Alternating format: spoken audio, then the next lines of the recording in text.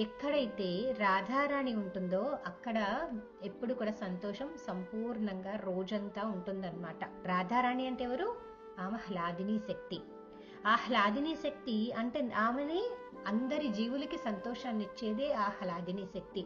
మరి ఆ హ్లాదిని శక్తి కోసము శ్రీకృష్ణ భగవానుడే రాధమ్మ వారి చుట్టూ తిరిగేవారనమాట. అందరు గోపికలు శ్రీకృష్ణుడి గురించి వెతుక్కుంటూ వెళ్తే శ్రీకృష్ణుడు మాత్రం రాధారాణి కోసం వెతికేవాడనమాట. ఎందుకు అనంటే ఆమె నుంచే నిరంతరమైన శాశ్వతమైన ఆనందం దొరుకుతుంది కాబట్టి. మరి మనము ఇప్పుడు ఆలోచించండి, హరే కృష్ణ మహామంత్ర సాధన చేస్తూ చక్కగా వైష్ణవుల సాంగత్యంలో ఉంటూ చెడును మొత్తం వదిలేసేసి మనము ఎప్పుడు కూడా భగవంతుని ధ్యాసలో ఉండి భగవంతుని సేవ చేసుకుంటూ భగవంతుని జ్ఞానం ప్రచారం చేస్తూ ఉంటే సంతోషం వస్తుందా?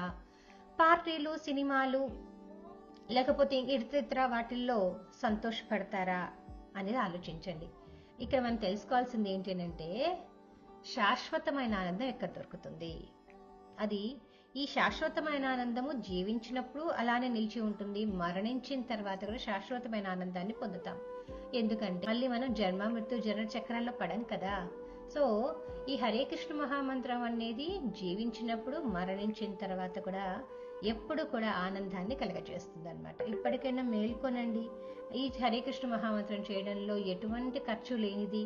జస్ట్ జపమాల తీసుకోండి, చక్కగా ఈ యొక్క గురుమంత్రాన్ని తీసుకొని గురు శక్తితో హరే కృష్ణ మహామంత్రాన్ని జపించి నిరంతరము శాశ్వతమైన ఆనందాన్ని పొందండి.